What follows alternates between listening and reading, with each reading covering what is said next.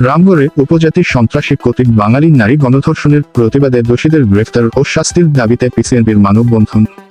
খাগড়াছড়ির রামগড় পাতাছড়া ২ নং ইউনিয়নের দুর্গম কালাপানি এলাকায় স্বামীকে অমানসিক নির্যাতন করে বেঁধে রেখে উপজাতির সন্ত্রাসীরা স্ত্রীকে গণধর্ষণ করে। প্রতিবাদে দোষীদের গ্রেফতার ও শাস্তির দাবিতে পার্বত্য চট্টগ্রাম নাগরিক পরিষদ পিসিএনপি রামগড় উপজেলা ও পৌর শাখার উদ্যোগে এক মানববন্ধন অনুষ্ঠিত হয়।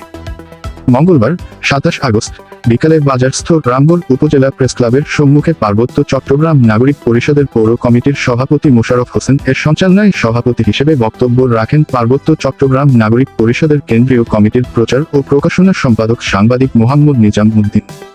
মানববন্ধনে আরও বক্তব্য রাখেন খাগড়াছড়ি জেলা মহিলা পরিষদ সভাপতি হাসিনা বেগম, সাধারণ সম্পাদক জোহরা বেগম, পার্বত্য চট্টগ্রাম নাগরিক পরিষদ রামগড় উপজেলা শাখার সভাপতি আবুল খায়ের, সিনিয়র সহ-সভাপতি মোহাম্মদ হানিফ, সাধারণ সম্পাদক মহিনুদ্দিন দুলাল, পার্বত্য চট্টগ্রাম নাগরিক পরিষদের রামগড় পৌর শাখার সিনিয়র সহ-সভাপতি এমদাদুর রহমান, সাধারণ সম্পাদক সাইফুল ইসলাম, আইন বিষয়ক সম্পাদক জহিরুল ইসলাম, পার্বত্য চট্টগ্রাম মহিলা পরিষদের রামগড় উপজেলা সভাপতি সালমা আক্তার এবং পৌর কমিটির সভাপতি নূরজাহান বেগম প্রমুখ।